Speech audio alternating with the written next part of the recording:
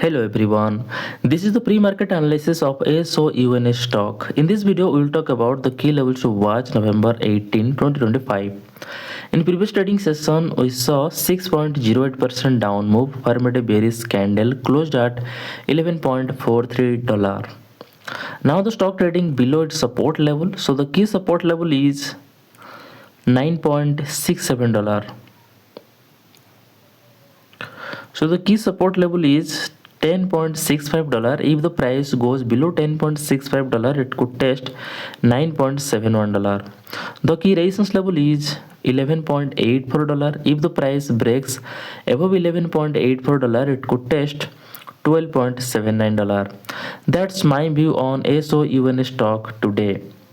If you found this helpful, please subscribe for more updates. This video is for educational purposes only, not financial advice.